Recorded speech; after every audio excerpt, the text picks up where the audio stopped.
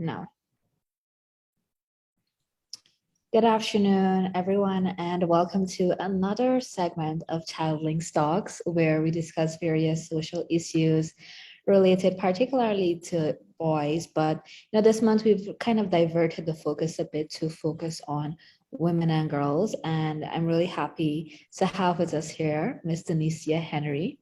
And today we'll be exploring women empowerment and healthy families because it is a very interconnected issue. So I'm really looking forward to this conversation and to hear about all your perspectives on the topic, Denicia. So for those who might not be familiar with you, which I highly doubt because you're so known, would you mind just giving a brief overview of yourself, what it is that you do?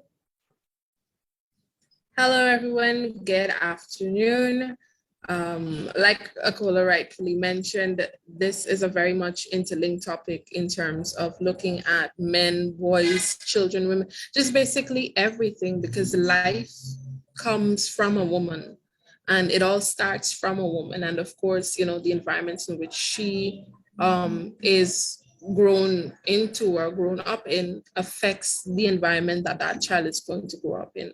So I do want to thank ChildLink for this, as well as many other opportunities to be able to share some of what I would have learned through trainings, as well as from my mentors. Thank you so much for this chance, Akola, to engage with you on this very meaningful topic. So without further ado, my name is Denicia Henry. I am a counselor attached to the Child Advocacy Center Springlands in Berbice, that's in Region 6. I've been with Childing for approximately a year and a half now, during which time I have been focused, my work has focused primarily around working with vulnerable children as well as families and providing psychosocial support to them. And, it covers a myriad of different areas whenever you find the families are going through a particular type of traumatic event. There's so much that you have to cover and you have to work on. And to help me in doing this is my background in social work that I would have gained from the University of Guyana Berbice campus, as well as my years of volunteerism in different sectors, as well as advocacy, right here in Berbice, because a lot of work is needed in so many areas, whether geographically as well as socially. And you find that the amount of skilled personnel on the ground is very limited. So I've always been here, started out as a trainee and now as a training facilitator in some aspects, to be able to encourage persons in the Berbice area and the wider community to just be more aware of what is happening out there, the alternative solutions or options to certain things, as well as, how they themselves can become stewards of help for others. So that's just basically my work in a nutshell. Well, thank you so much for sharing that. And that is absolutely amazing and important work. So thank you so much for doing that and contributing your skills towards that. Yeah, so I'm really excited about getting started on the topic today. It is one that I'm also very passionate about. So yeah, we're just gonna get right into it. So my first question to you is, what are some core ideas you see as being empowering, particularly for women, as it relates to the family? As it relates to the family, I know traditionally we would have grown up with the cultural norms that a woman must be able to nurture her family, meaning she must be able to cook. And for some reason, there's always been this big emphasis on the woman just being able to cook, as opposed to her being a safe and nurturing space for a child to properly develop themselves. As long as she can cook, clean, once she can take care of a household, basically, she's done her bit as, she was meant to be. But I do strongly believe that you need somebody who is emotionally capable. All right, somebody who is emotionally capable to handle the work or the work, or just what motherhood entails. Like they have to have some readiness to accept that role as opposed to being forced into it or pushed into it, as opposed to it being something that they're told they have to do and not something they feel they're ready to do. So that aspect of being emotionally capable is extremely important. Um, Along the same lines is also them being educated, not just academically, but just being able to be wise wells of information and knowledge for their children.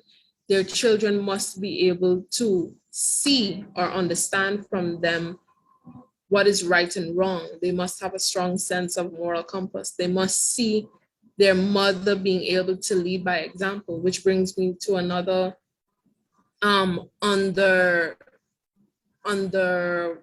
what should I say? It's a role that persons don't really speak about expecting women to fulfill, but being leaders. Women need to be able to be seen and act in the capacity of leaders in their home. Very well, yes, we've been told for generations that the father is the head of the household and the mother must obey, the children must obey. But we know in real life that not every family has a father at the helm. You have single parent mothers who are doing their best. And women must be able to cultivate their leadership capabilities so that their child can see them taking charge. And when we talk about a mother taking charge as a leader, that also involves her dealing with conflict. A lot of times you might hear a person saying, oh, this big people situation, keep the children out of it. Children shouldn't be exposed to conflict. I strongly believe children should be exposed to proper conflict resolution and management techniques. If a child is not exposed to these things, then a child is going to grow up and whoever they get into a situation with, that person is going to take charge because that child has no knowledge or, had no exposure to how to properly deal with something. But if you as a parent are able to model for them, you sit down, you talk about your feelings, the other party talks about their feelings. They talk about these things. They don't talk at each other. They don't shout. They don't curse, but they speak to each other like human beings. Once you're in that space and a child sees that, well, you can have a respectable discourse, you can come to a compromise and you can agree to disagree. Children should be exposed to something positive like that. They should not be exposed to somebody having different views and getting slapped down, kicked down, boxed down, just because they disagree with what somebody else says. So those for me, the emotional capacity, being educated, just being wise and knowledgeable and having, the right kind of information to share with your children, as well as being able to practice your leadership skills as a woman. Those things I find are extremely vital, especially in this modern day that we are growing up in. Yeah, I was just nodding along to every single point you made. It is so important for there to be effective conflict resolution skills being displayed for children, because when they grow up and then the same harmful patterns they saw within their families and within their communities, they're replicated, and people are like, oh, I don't know why people are so violent now, but that's what they learned, that's what they saw. So exactly. It's so important that you made that point. Thanks so much for that. You're welcome. So my next question to you is, how can an empowered woman result in a healthier family? I mean, there is so much that we have seen for years happening when a woman does not have all the tools at her disposal to be her full, authentic self, to really fully grow in herself and in the person that she can become. We have seen what limited and what women who are tied down and women who are otherwise unsupported. We have seen what happens when those women do not have all that it takes to get through certain difficult situations. it creates cycles, or it's a continuation of cycles. The talk of breaking generational curses and breaking these cycles of abuse is something that comes because there is still this mentality that, you know what, a woman's place is in the house. Everything about her, it's like you feel some people are making, I don't know if it's a wife factory or a mother factory, like you just make children, you feed them, you clothe them, you take care of them until they reach a certain age so that they can go do the same for somebody else. In between, their hopes, their dreams, their passions, nothing, their talents, none of these things are given priority because you know what? Oh, that's not necessary. She just has to be able to raise children and take care of her husband. And coming from the countryside area, I'm telling you that is honestly the mentality that you would have find in so many communities. Even now, you will find those in many communities, even now. Why is it that a woman cannot be able to pursue things that she wants to pursue and decide when she's ready to have children? Why is it a woman cannot decide for herself that, you know what, yes, I do want children, but I don't want them right now. I want to put certain things into place. I want to be able to ensure that my children can learn from me. I can be an educated teacher. I can be able to provide meals for them. But you know what? Given what is happening in the world, in the economy, food security and all that, let me be able to study food and nutrition better so that I can learn to prepare healthier meals for my families. Let me also learn about physical education. That way I can understand the importance of letting my girls and my boys, have their playtime, run around, play sports, get involved in some extracurricular activities in school, because it will help them in the long run. It helps to boost their intelligence, helps to boost their morale, their self-esteem, things like that. Let me be able to learn about principles of accounts, principles of business, so that, push comes to shove, I can always venture into entrepreneurship.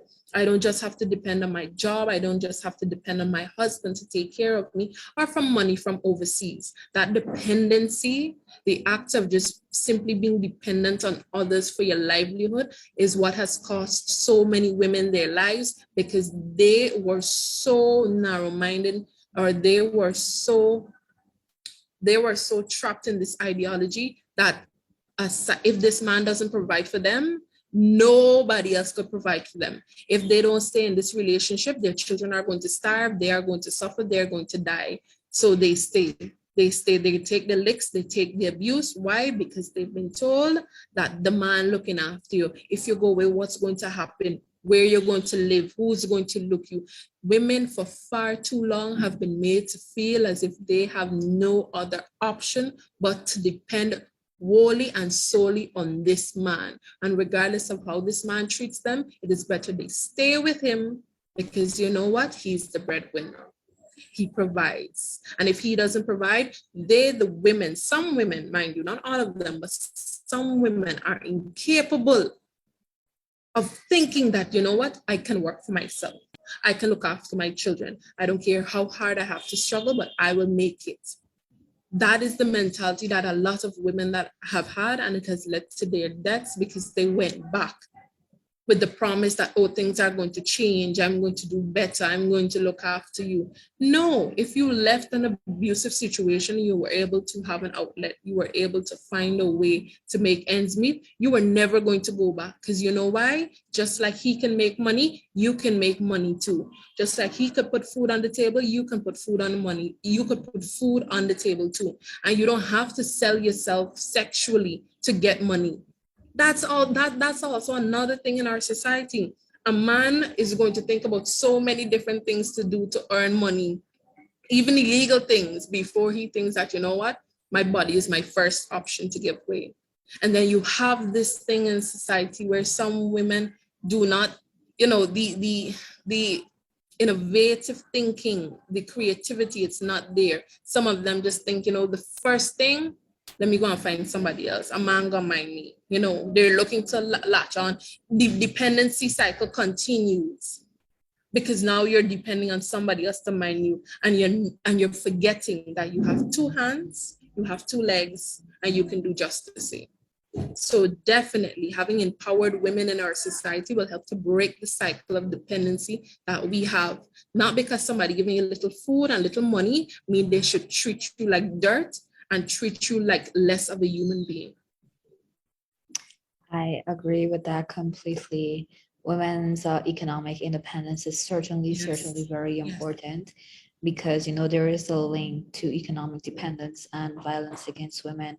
So those are really important points to make. So some of the things you mentioned, there were a lot of great points, but one that I really want to pick up on was you mentioning the fact that a lot of women when they have children, when they're within the family unit, they kind of put a lot of their hopes, their ambitions and so on pause. So what do you think are some of the ways that women can really show up more for themselves within the family unit? I think for women to show up more for themselves, it cannot just be an individual something. It has to be something that the head woman in the family, encourages. It has to be something that our young women today don't have to struggle to explain to their mothers, to their sisters, to their aunts, to their grandmothers and their mother-in-laws. Like, it has to be a collective. Long ago, during the abolition of slavery, it took people coming together for us to get where we are today, because as individuals, they were getting nowhere. Riots and revolts and rebellions later, we are here because people rose up together. They came together as a collective. And I think part of the problem with abuse in our society today, it's not just that, men don't know the message of abuse, men don't understand the message of abuse, men are not exposed to different alternative ways to dealing with problems. It's not just about the men, it's also about the silence coming from sections of society, aka the women within families who are well aware of what is happening, but yet sit silent and condone and accept, because you know what? That is just the way it is supposed to be, quote unquote. That is just how it is, quote unquote. That is a normal thing, quote unquote. Oh man, licks don't kill, quote unquote. All of these quote unquote situations, you have mothers and daughters, and you just have women putting down other women to stay in these situations and encouraging. And if a daughter or somebody does decide to speak out, the whole family is ready to disinherit, disown, abuse, get rid, do whatever they can. Because you know why? Keeping this thing matters. Family secrets will be the death of a lot of people. Abuse is not something that should stay a secret, especially when your children are also suffering. I I keep finding more and more in our society the disregard and the blatant disrespect meted out to our children by adults who think, oh, they're too young, they don't understand what is happening. Do not underestimate children at any cost. Do not. You made your children. Don't even think you're going to call them stupid. Otherwise, that's a gene that they might have been able to inherit from you. Your children are smart, they are sharp, they are wise, they are quick, they know what is happening. And again, if little girls have to grow up seeing granny going through abuse and mommy going through abuse, yes, she might be growing up in modern day. She might be going to school. She knows that abuse is wrong. She knows she has to report it. She knows she shouldn't stay with somebody that hurts her.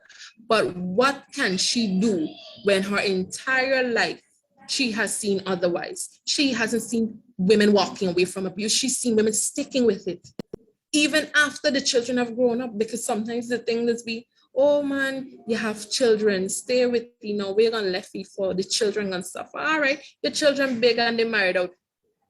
The couple, the father's in his 60s, the mother's in her 50s. She ain't got no children, but yet he's still beating her. And she's still sticking around. You still have time to go out there and live your life. If girls, if boys don't see their parents who have been abused living their lives after the abuse has been reported, if it does get reported, then a child it's going to be difficult. I'm not saying it's impossible, but it's going to be difficult for that child to take away strength from that situation and say, you know what, just like mommy, just like daddy, I'm going to go out and live my life. So at 30, at 40, at 50, having your own business, going back to school, traveling the world, doing something that brings you joy. Because all of the time, the children were the anchor. The children tied the father or the mother down in this abusive situation. Now the children are grown, they moved out of the house. What is the excuse now?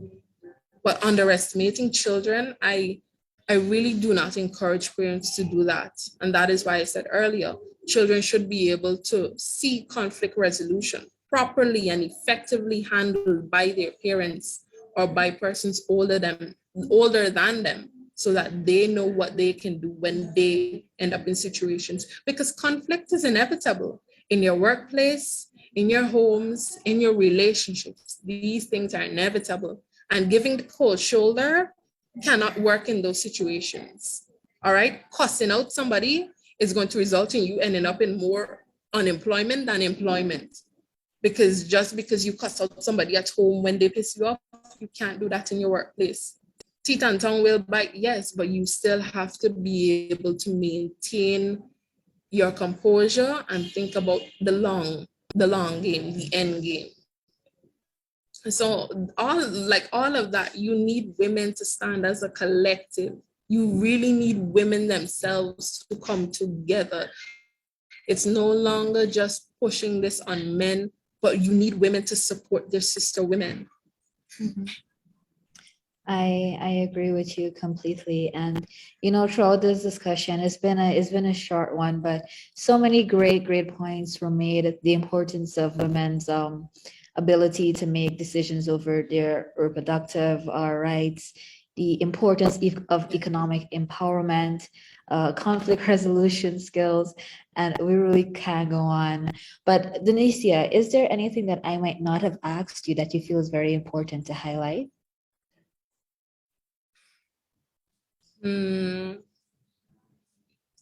I do think that when it comes to reporting abuse as well, you need a lot more sensitivity from the responders, especially like at police stations. You find that there are women that are very much, they're afraid of that aspect. I'm not saying all officers, but just sometimes I would have personally walked into a station and just the way how you're remember first impression counts. And for me, if I after years or even after months have mustered up the courage to finally decide that, you know what, enough is enough, and go to a station to make a report. Then when you go to the station to make a report, you have to be waiting around, people are laughing, people are thinking, then you're shy, you're ready to speak up, I came to report that my husband is beating me, and then the way how they might answer you back. Remember, this is not something that persons, can comfortably or confidently walk up to somebody and admit. It takes a lot out of them. So I must say that especially when persons do gather that strength to make that report, I do hope that more sensitivity can be shown, more compassion, more empathy, as well as we do need more facilities or places for women who really might not have any other support than the abuser, just so that they can be temporarily housed until they can somehow get a job or, just catch their hand a bit to get a place of their own. But in the event that they have to leave the abuser's home and leave that, economic safety net, they need to be in a place, not necessarily an orphanage or a shelter, but if they have a communal ground, even if it's even like an apartment building or something, where it's properly run, it's managed, you have garden, you have things happening there where the women can bond. These women that would have gone through this situation together can be able to bond and support each other as they work through it. Again, collectively, we can do so much. Women and men. Even when it comes to men too need to be treated with even extra sensitivity, because which man is going to walk up to a police station in his sober mind to report that my wife is beating me, and then expect a man to show compassion and not snicker and not laugh? That man is, they're not going to be comfortable. So again, the first responder attitude, that's important. Having a place where women can really just bond and catch themselves until they can stand on their own feet, as well as just overall family support and this family trying to enable or encourage abusive behavior. Families that encourage women to stay, women prestige and visa and all of these things, these material things are not worth it in the long run. If they cost you your peace of mind, they cost you your sense of worth, and they might eventually cost you your life. No materialistic thing is worth losing those things in the long run, because again, your children are watching and they are the ones that are going to suffer. Yes, thank you so much for that. It's very important that we kind of really hone in on the importance of letting women know that they have options, that they don't have to stay in violent relationships. They don't have to stay because of the children or because of societal cultures and belief that they need to stay in these relationships. And they really can and should choose themselves majority of the time, because like as you said, it can lead to not only increased rates of abuse but even death, as we've seen in Guyana. There's so many rates of murder suicides lately, which is absolutely crazy. But yeah, and the thing is with a lot of these cases is that there was abuse in the past, but there's always that rationalization that it's man and woman story, or that's just how relationships are, but it's not. Yeah. I really need to drive home that point. So Denicia, I really want to thank you again for being with us here today. Your perspectives were very, very welcome, very insightful. And I know for sure that whoever tunes in definitely will learn a lot. So thanks so much for your time. Take care. Thank you so much, Akola. Thank you so much again, Charling, and to all of those watching and listening. Thank you. Bye. Bye.